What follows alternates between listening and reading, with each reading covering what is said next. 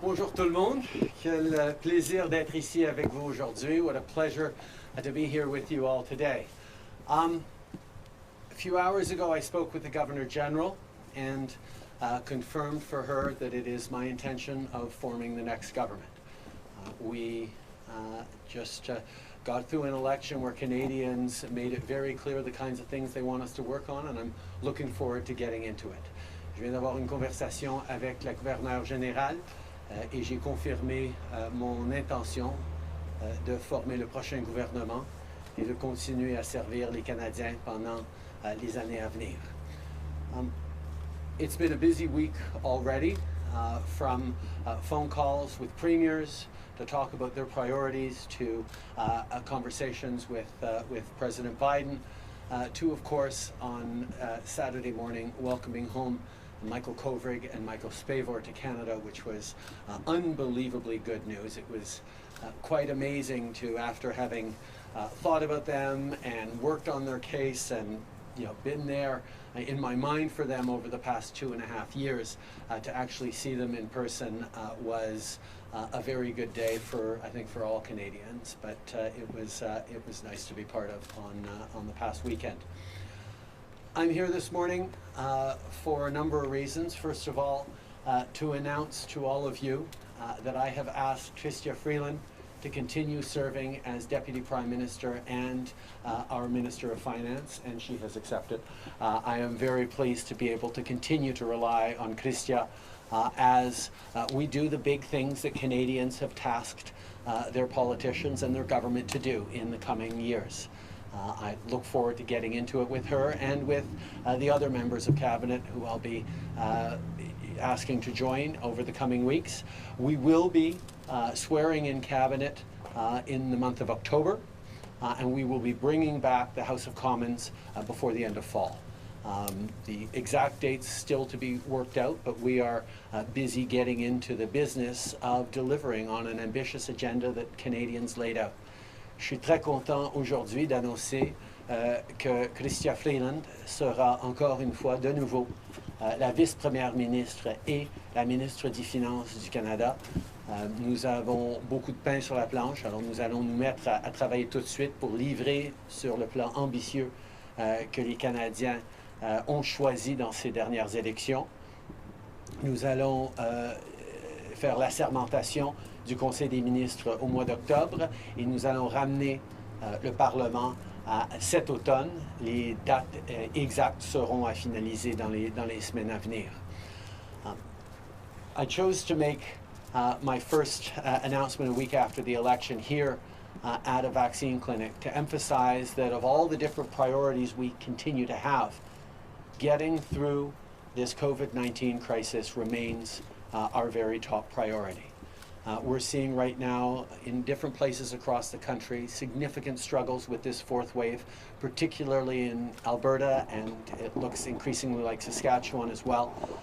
Our hearts go out to all folks who are dealing with extremely difficult situations because of this pandemic, because of this fourth wave. I can assure you that over the past week, officials at all levels of government have been engaged with their counterparts in Alberta and in Saskatchewan to offer any and all support we can offer, from equipment like ventilators that we've already begun sending out, to human resources, whether it's Canadian Armed Forces or Canadian Red Cross, whether it's facilitating the offers from other provinces who've offered to send folks to support. We will be there to support people in Alberta and Saskatchewan and anywhere across the country where people are continuing to face the challenges around COVID. But of course, the way through this pandemic, everyone knows, is to ensure that as many people as possible get vaccinated. We're up over 80% of eligible Canadians having received both doses of a COVID-19 vaccine, which is great news, but there is more to do. Here in this vaccine clinic today, I was able, first of all, to thank the incredible frontline workers from Ottawa Public Health who really have stepped up, not just these days, but over the past 18 months to ensure that people are getting vaccinated. But I also had the opportunity to chat with some people who decided that it was finally time to get their first dose. And I thank them for it. And it's, you know, there are a lot of different reasons people are deciding to get vaccinated after having been unsure for a number of months. And I'm just so pleased that they're doing that. It was a combination of I need it for work, I'm doing it for my kids, I want to get back to the things I care about. These are all good reasons, and we need people who still haven't been vaccinated to choose to get vaccinated. We have, as of a few months ago, received enough vaccines for everyone who's eligible in this country. So please step up and do what you need to do to keep yourself, your family, your community, and indeed our country safe. We know that getting vaccination rates up is the way to ensure not only we're keeping our loved ones safe, but we're keeping our health systems from getting overloaded. We're keeping away from having to do further lockdowns in our communities, and we're allowing our economy and normal life to get back as quickly as possible. La grande priorité demeure la vaccination pour tout le monde. C'est pour ça que je suis ici aujourd'hui à une clinique de vaccination ici à Ottawa pour encourager les gens de continuer de se faire vacciner et pour remercier ceux qui travaillent sur ces programmes de vaccination depuis des mois et et rappeler aux gens que c'est avec la vaccination qu'on va passer à travers. C'est pour ça que je suis content d'annoncer que nos priorités en tant que gouvernement vont commencer avec 5 choses concrètes qu'on va faire pour la vaccination. Tout d'abord, nous avançons immédiatement sur le mandat pour les employés du gouvernement fédéral qui devront se faire vacciner. On aura des annonces dans les jours et les semaines à venir là-dessus. Deuxièmement, tout le monde de 12 ans et plus à bord d'un avion ou d'un train va devoir être vacciné. On avance là-dessus. Troisièmement, on va établir un système de certification de vaccination pour les déplacements à l'international pour s'assurer que les pays partenaires à travers le monde vont pouvoir reconnaître et accepter des preuves de vaccination canadiennes. Quatrièmement, comme promis, nous allons être là pour rembourser les provinces sur les dépenses qu'ils ont faites sur les certificats de vaccination. On sait que ces passeports vaccinaux sont essentiels pour un retour à la normale pour le plus grand nombre de personnes. Et donc, nous allons être là pour enlever les préoccupations financières des provinces pour ce programme-là. On va les rembourser pour cela. Et cinquièmement, on va préparer de la législation pour protéger nos travailleurs de la santé, pour s'assurer que quiconque harcèle ou intimide des travailleurs de la santé en fonction ou en route vers leur travail soit face à des peines criminelles. Vaccination is and continues to be a huge priority for us as a government, and that's why we're going to be moving forward on 5 clear things, commitments we made during this election as our first priorities. First off, we're going to ensure that the federal public service is vaccinated. There is a clear requirement of vaccination for anyone who works for the federal government. Second, we're going to make sure in the coming weeks that anyone 12 or older who wants to get on a plane or a train be fully vaccinated. Third, we're going to work on continue work on establishing international proof of vaccination so that Canadians who are fully vaccinated, who want to travel overseas, are fully recognized in their vaccination status when they travel. Fourth, we're going to foot the bill for provinces and territories who have moved forward on proof of vaccination certificates or vaccine passports, because we know that encouraging people to get vaccinated and protecting those who have gotten vaccinated is the key way through this pandemic and out of it. And fifth, we're going to keep good on our word to protect our frontline health workers who have stepped up for us these past many months, and ensure that anyone who harasses or intimidates them is faced with criminal sanctions. That's a commitment we made during this campaign, and it's something that Canadians want to see. On top of that, we have many other priorities that we're going to be working on, whether it's completing the child care agreements with the provinces so that $10 a day child care is a reality as soon as possible right across the country, which is both great for families but also great for the economy and the recovery. We're going to be moving forward on 10 days paid sick leave for federally regulated areas and work with the provinces to make sure that they're stepping up on that in their jurisdictions as well. We're going to keep making sure that we're moving forward on housing and on supports for people on affordability and growing the economy. Nous allons continuer de nous concentrer sur l'économie, sur des places en garderie, sur l'aide au logement, sur les enjeux que je sais ont préoccupé énormément de Canadiens pendant cette élection. On va aussi se préparer pour la conférence à Glasgow sur les changements climatiques, où nous avons des plans extrêmement ambitieux à mettre en marche, sur lesquels on s'est fait élire dans cette dernière élection. Nous allons continuer là-dessus. We're going to prepare to go to Glasgow for the COP26 on the environment with ambitious commitments and continue to improve our opportunities to create jobs and careers for people in a greener, cleaner economy as Canada transforms its approach, and we support workers through that transformation. And finally, this week, we will be marking the very first National Day of Truth and Reconciliation. We have celebrated September 30th as Orange Shirt Day for a number of years, but now it is also the National Day for Truth and Reconciliation. It'll be an important moment for all Canadians to reflect on both the historic legacy of harm that residential schools has created, but also the very current echoes in the present and in the future that those harms and those mistakes made by Canada in the past continue to deliver. So this Thursday will be an important day for reconciliation as we continue to make that a key priority for our government. Lots to do, lots of work ahead, but I'm very excited about it and very excited about getting back to work this past week alongside Chrystia and to come an extraordinary team of Liberal ministers and MPs. Merci beaucoup. Je suis content de prendre vos questions maintenant. Merci beaucoup, Monsieur le Premier ministre. On va commencer la période de questions avec David Concrete from CBC News. Hi, Prime Minister. The cabinet that you'll be swearing in October, you have a net loss of 4 women cabinet ministers after this election. 3 were defeated and Catherine McKenna didn't seek re-election. Are you still committed to a gender equal cabinet, and would you drop men to make that happen or grow the size of your cabinet to allow for the new man?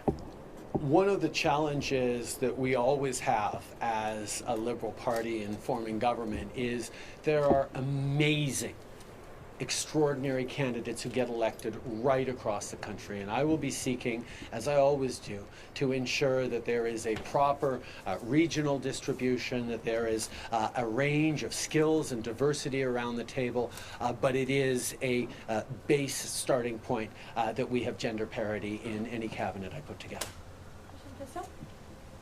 Bonjour, M. Trudeau, Christian Noël de Radio-Canada. Maintenant que les Michaels sont au pays, plusieurs disent que c'est le temps de durcir le ton sur la Chine. Si on regarde Huawei, tous nos alliés l'ont banni, sauf nous. Je ne peux pas croire qu'il y a encore des études à faire au Canada sur la question. Allez-vous prendre vos responsabilités, nous dire à quel moment vous allez bannir Huawei ou prendre une décision à ce sujet-là? Ben, tout d'abord, effectivement, c'est une très, très bonne nouvelle de revoir Michael Kovrig et Michael Spavor au Canada. On a travaillé de façon extrêmement ardue sur cet enjeu-là depuis des années et on doit remercier nos alliés, nos partenaires à travers le monde qui sont restés solidaires, pas juste des Canadiens, mais de ces 2 Canadiens-là. Évidemment, on a maintenant des réflexions à faire par rapport à nos relations avec la Chine et avec le monde, y compris la question sur Huawei. Et on va prendre la décision en bonne et due forme pendant qu'on est en train de travailler sur le plan pour le prochain mandat. Okay. Obviously, it's very good news that the Michaels have been returned to Canada, and I want to thank all the incredible public servants and diplomats and officials who worked unbelievably hard to get to this moment, as well as thanking our partners and allies around the world who stood strongly in solidarity with Canada and specifically with these 2 Canadians. Obviously, as we develop our plan for governing, as we pull together our positioning, this will have an impact, and we look forward to sharing a decision on many different issues, including on telecommunications and Huawei in the coming weeks. Next question. Prime Minister, you spoke about all the work that went into freeing the two Michaels, the personal gratification you felt in meeting them in real life. So why was the government successful in freeing the two Michaels, yet unsuccessful in the case of Hussein Shalil, the Uyghur human rights activist who's been detained in China for about 15 years? There is always more to do. As a government, we have continued to stand up for human rights around the world, and we will continue to stand up for human rights around the world. I think in the case of the Michaels, the challenge of their detention for political reasons was something that galvanized both public opinion in Canada and around the world, and we were able to demonstrate that we are a country of the rule of law, and we never flinched on applying the fundamental rules of our justice system, of our approach on that, and we will continue to advocate for people who are wrongly imprisoned around the world, as we have for many years, as we will continue to. Prochaine question. Bonjour, Raymond Filion de TVA. Je voudrais revenir sur le résultat de l'élection. Un autre gouvernement minoritaire, parlement presque identique à celui que vous avez fait dissoudre au mois d'août.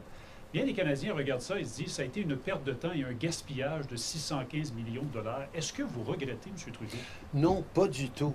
Parce que, justement, les discussions, les débats qu'on a eus pendant cette élection ont démontré que les Canadiens ont choisi un gouvernement extrêmement ambitieux. On a un mandat pour aller encore plus fort, encore plus vite, pour contrer les changements climatiques et transformer notre économie. On va pouvoir continuer à avancer sur les places en garderie et les garderies à 10 $ à travers le pays. On va continuer d'investir pour bâtir un pays plus vert, une économie plus forte, plus innovatrice. On a démontré notre engagement par rapport à la réconciliation d'en faire encore plus.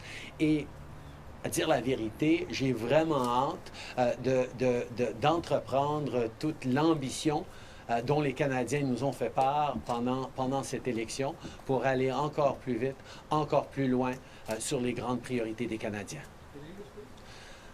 I think it is very clear from the debates during this election and from the mandate given by Canadians that we get to move even stronger, even faster on the big things that Canadians really want. This election mattered, and the choice Canadians made to go even further and even faster on the fight against climate change, to go even stronger on reconciliation, including on economic reconciliation and creating opportunities for Indigenous peoples across this country, even as we deliver on things like drinking water and new schools, even as we move forward more ambitiously to support families with things like $10 a day childcare across the country. We're also going to be investing in the economy. I'm really excited about all the things that we're going to get to do as a parliament and as a government in the coming years. And I think Canadians see that this election was really important, not just for how we finish with COVID and the vaccination commitments that we've made, including today,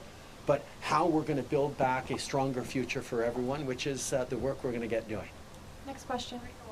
Globe and Mail. Prime Minister, do you intend to make any changes to the senior ranks of your office, particularly for the people who recommended that you call the election? What we saw during this election was really big issues debated by Canadians, very different perspectives on how to move the country forward, and the decision Canadians ended up making sees us in government able to deliver on exactly those commitments around climate change, around supporting families, around affordability, around growing the economy, around reconciliation. I'm excited about doing that, and of course, as we renew our team to move forward, whether it's around cabinet or around staff. There are a lot of great people coming on board. There are a lot of great people going to be continuing that work. Prochaine question. Boris Pro du Devoir. Monsieur Trudeau, je note que vous n'avez pas noté de date de retour au Parlement et de manière plus générale, les électeurs vous ont donné un mandat minoritaire. Est-ce que ça change quelque chose dans votre façon de gouverner si on ne veut pas se retrouver en élection très bientôt? Je pense que c'est très, très clair que les Canadiens ne s'attendent pas à se retrouver en élection bientôt. Nous avons vu que la grande majorité des Canadiens sont en faveur de plus d'actions pour contrer les changements climatiques, de plus d'efforts pour assurer que le coût de la vie soit abordable, de lutter contre la crise du logement, d'aider avec des places en garderie, de continuer nos ambitions sur la réconciliation.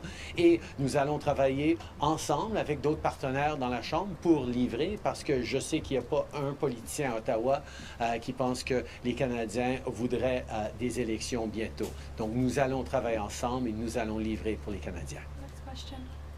Althea Raj, the Toronto Star. You did not win as many votes as Mr. O'Toole. This is now the second election where another political party actually wins more votes than you. You've spoken about reaching out to my colleague in French about the other opposition parties who are ideologically aligned with you. But is there a message that you have taken from this last election on the fact that more people voted for Erin O'Toole, and perhaps the fact that 800,000 Canadians voted for the PPC? And how might that change the way you govern? I think one of the fundamental responsibilities of any Canadian Prime Minister is to make sure that all Canadians are seeing themselves in not just Parliament, but in the government and the positions that we put forward. As after any election, a Prime Minister and a government needs to think about the people who voted for them, but also about people who didn't vote for them, and make sure that in the decisions we're taking, we are delivering for all of them. I was pleased that after this election we now have representation again in the prairies in Alberta.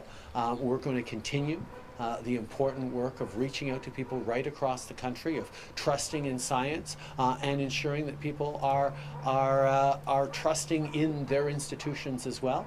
There is work to do. Certainly we saw the kinds of polarization that was rearing its ugly head during this election. There are many things we're going to need to do to make sure that we are standing strong for our values, for our principles, for what is right, while ensuring that helps bring people along in the right direction as well. Prochaine question. Bonjour, Monsieur Trudeau. J'aimerais vous entendre sur les transferts en santé. Je voulais savoir, est-ce que vous vous engagez à rencontrer les premiers ministres des provinces et des territoires avant la fin de l'année? Et qu'est-ce que vous allez leur offrir? Qu'est-ce que vous allez mettre sur la table? Est-ce que ce sera le 25 milliards de dollars avec conditions? On a effectivement, on s'est commis à 25 milliards de dollars de plus en aide pour les systèmes de santé à travers le pays. Nous sommes très contents d'offrir ces investissements pour la santé mentale, pour en finir avec les délais et les défis accumulés à cause de COVID, mais aussi au fil des années dans les files d'attente, et aussi pour embaucher plus d'infirmières et de médecins qu'on sait sont vraiment nécessaires. Mais comme je dis depuis plus qu'un an, on va être là pour augmenter les transferts en santé vers les provinces, et j'ai hâte de m'asseoir pour en discuter. Mais comme j'ai aussi dit pendant les élections, nous nous attendons à un niveau de transparence et de redevabilité.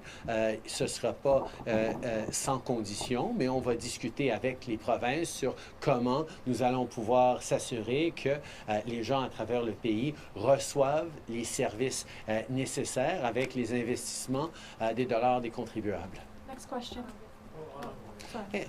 I've been very clear from the beginning that we know there is need for more investments in our healthcare systems across the country, which is why we put forward the most ambitious plan on health transfers to the provinces, which include $25 billion over the coming 5 years for priorities that everyone recognizes. More support for mental health treatments and services, more supports with more doctors and nurses, and immediate injections to end the backlog that have accumulated in surgeries and treatments across our system because of COVID, but also that existed before. So we will be there to increase investments in health, and I look forward to sitting down with the premiers to discuss these issues. But as I've said a number of times, we are going to be working together in partnership to expect results. That means there will not be zero conditions, but they will be expectations that we're able to work together to deliver concretely for Canadians with taxpayer dollars. Prochaine question. Yeah, good morning, sir. Ryan Templeton, National Post.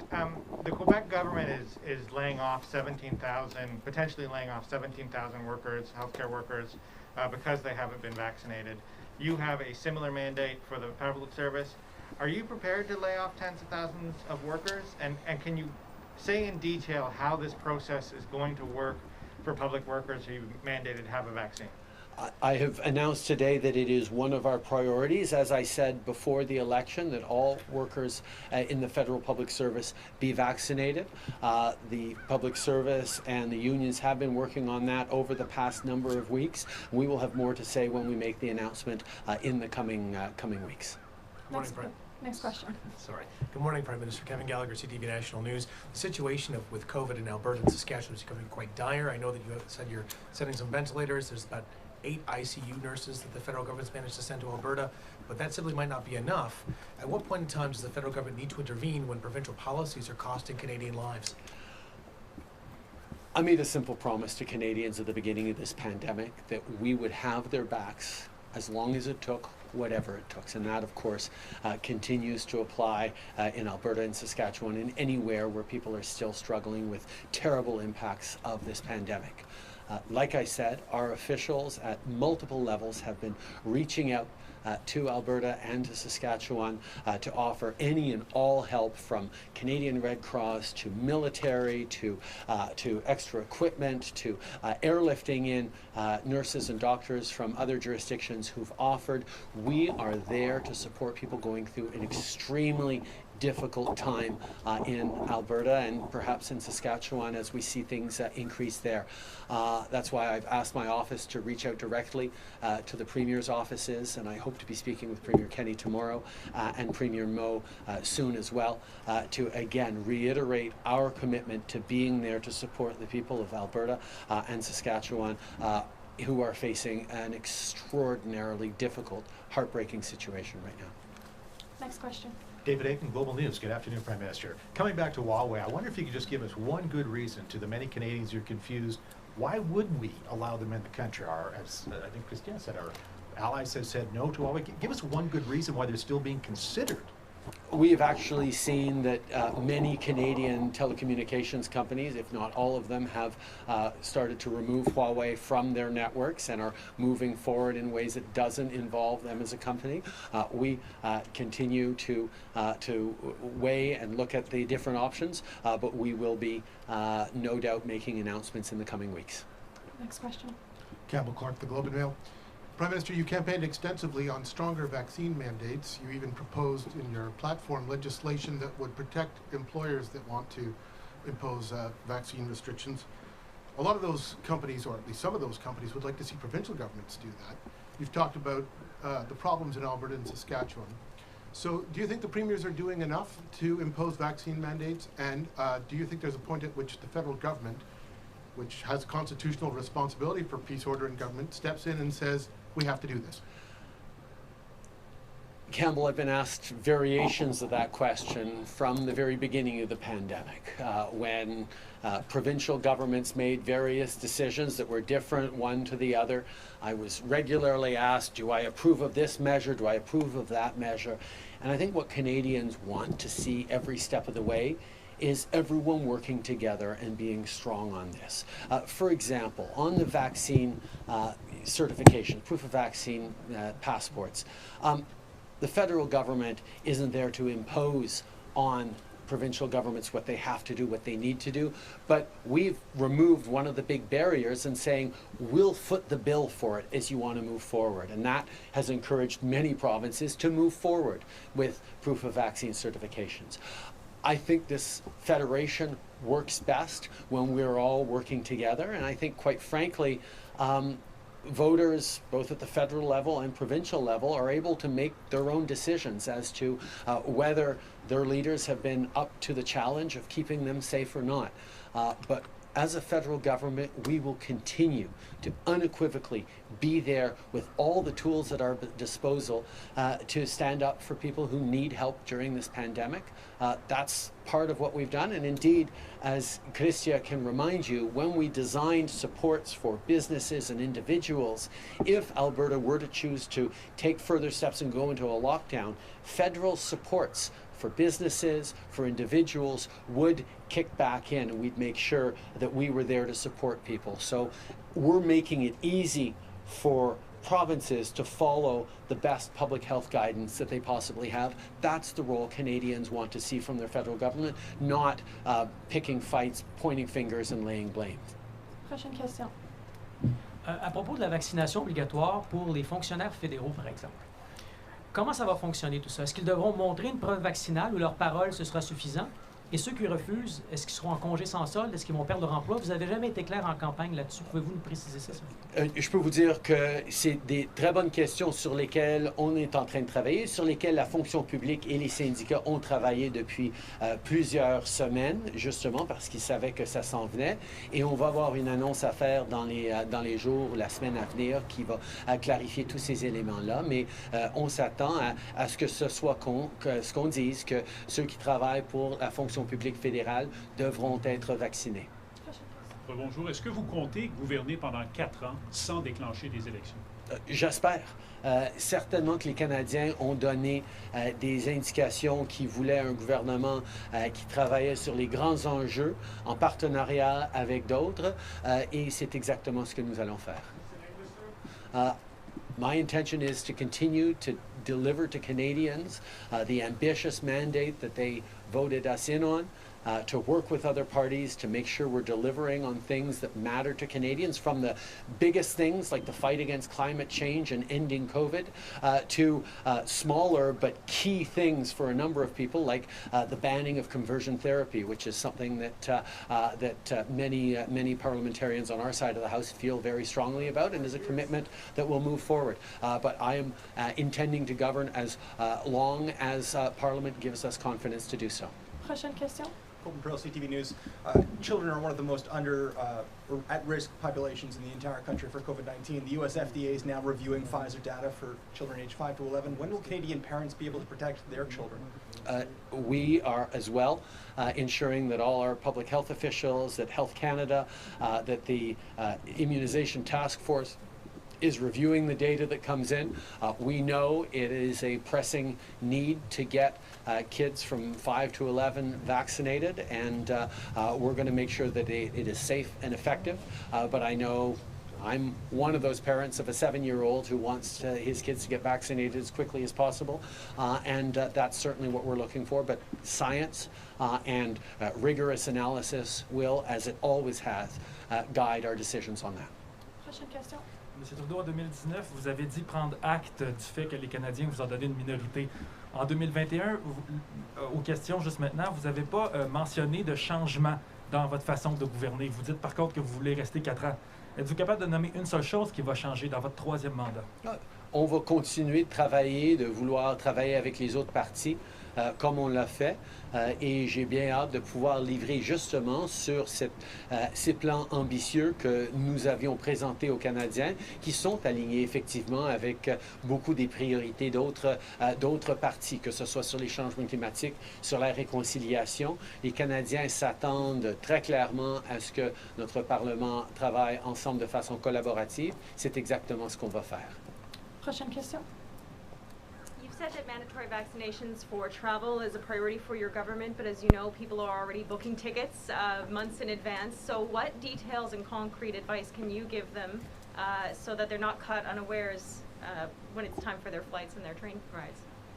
If you want to or are planning on getting on a plane or a train in the coming weeks or months, make sure that you and all members of your family over 12 years old have gotten vaccinated and are getting your second shot if you haven't already, because you will not be able to travel on a plane or a train in Canada if you are not fully vaccinated.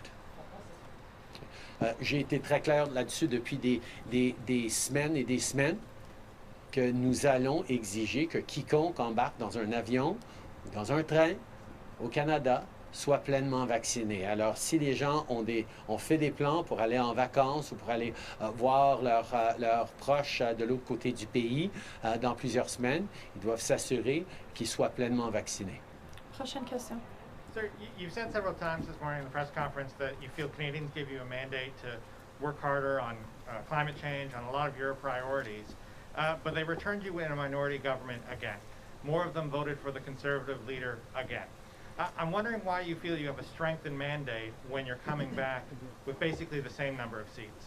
Because the discussions that we had during this election campaign were significant on very big things. We put forward a plan to go even faster and harder and deeper on fighting against climate change, to do even more on reconciliation, to do even more on supporting families, whether it's seniors or young families with child care or countering the housing crisis. And Canadians were very clear that they want those progressive, big, bold ideas to be delivered by their parliament and by their government, and that's exactly what we're going to work on.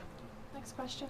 I'd like to go back to vaccine hesitancy. So far, the language coming from your government and your party has been about mandating vaccines or denying access to workspaces or extracurricular activities.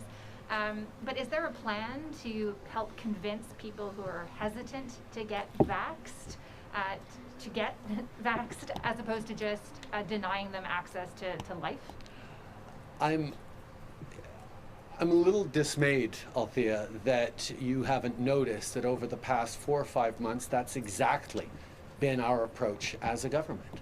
That we make sure that we are reaching out to communities, that we are reaching out within language, convincing that we do mobile vaccination clinics that have been in communities, that have been responded to people where they are, and that's one of the reasons we are steadily seeing an uptake in vaccines across this country. And indeed, whether or not it's working according to you, Canada remains one of the very top countries in the world in terms of levels of double vaccination. Now, yes, there is more to do, and we will continue to reach out to communities, to convince people to get vaccinated. That's something we will do in all sorts of different ways, but they will include, as the individuals I spoke with today who finally decided to get their first doses said, I need it for work.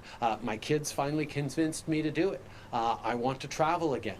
These kinds of things are also part of the package, and that's what we will work in all these different ways to make sure that as many Canadians as possible are kept safe, because it is through getting as many people vaccinated as possible that we get not only Canadians to be safe, but we prevent further lockdowns, like we're seeing right now the potential of in Alberta, that we allow our economy to come back stronger and quicker.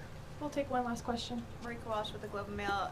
Prime Minister, you called the election in the middle of a pandemic. You crisscrossed the country traveling. You were unable to grow your number of votes. Voter turnout was lower. You returned to the same parliament. Why are you staying on as leader? I think Canadians were very clear that on going stronger on the fight against climate change, on continuing to make sure that life is more affordable for Canadians with an ambitious plan on housing, with an ambitious plan to fight climate change, with an ambitious plan on reconciliations.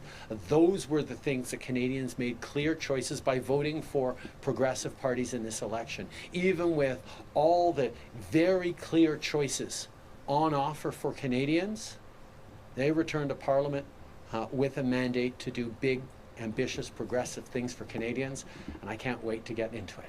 Thank you. This is Orange Today's press conference. Merci beaucoup tout le monde.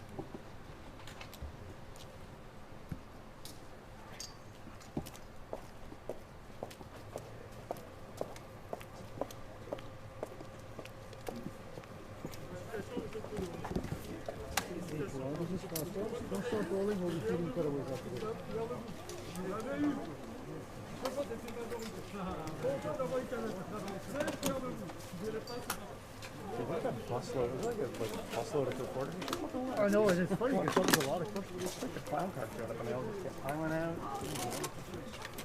Somebody,